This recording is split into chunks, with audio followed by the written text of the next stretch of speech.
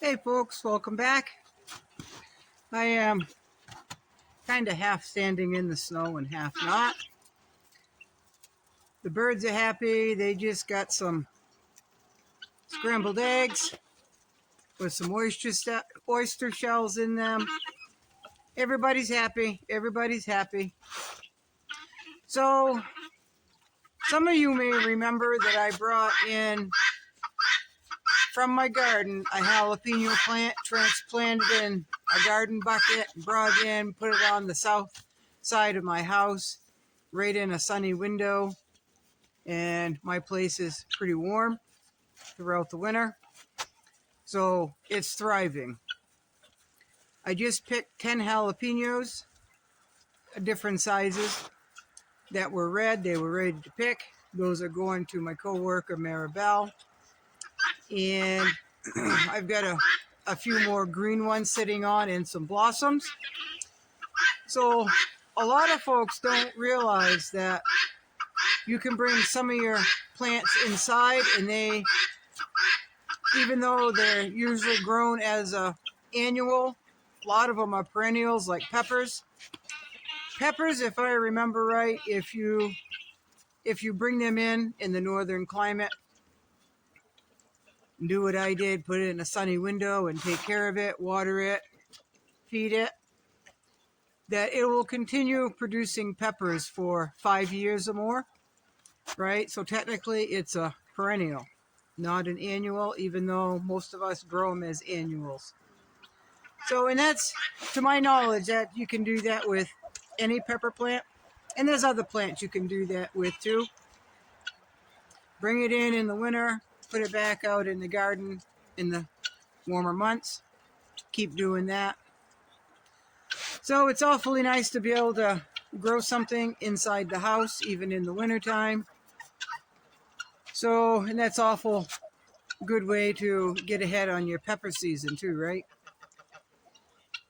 If there ever came a time where you needed food year round, because peppers are right full of vitamin C, right? I know most of us can get our vitamin C by going out any time of year and getting pine needles and making pine needle tea, which has vitamin C in it too, right? So you can always usually find, most of us, vitamin C year round. But it's awfully nice to, grow peppers in the wintertime when there's snow outside. See, there's snow on the ground, but it's 36 degrees, and I brought it out.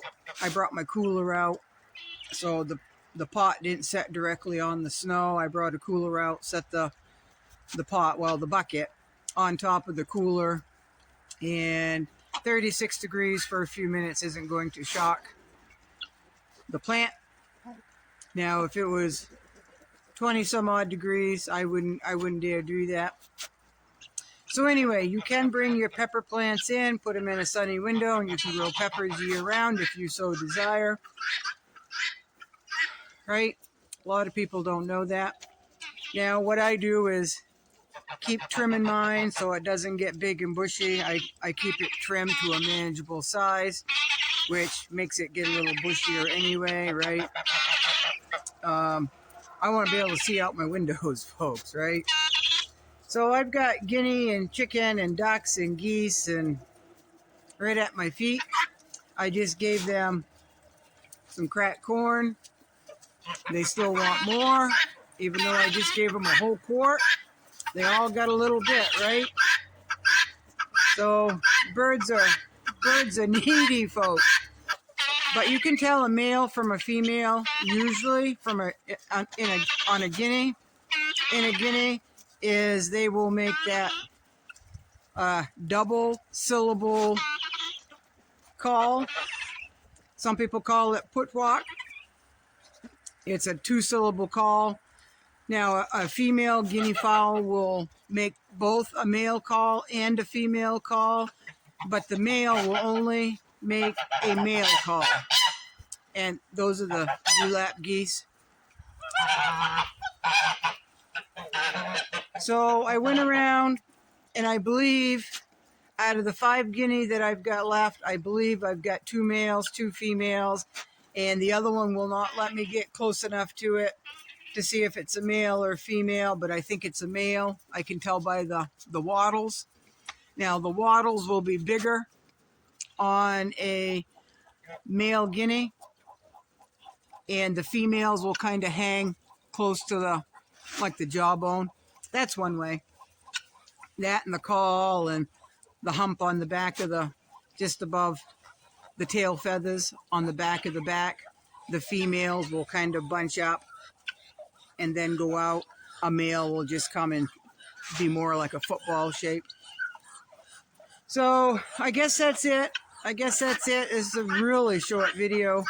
I've got a lot to do. Again, it's 36. It's clouding up. We had sun. And I need to get some stuff done. I've got to go to bed early tonight, right? Hear that?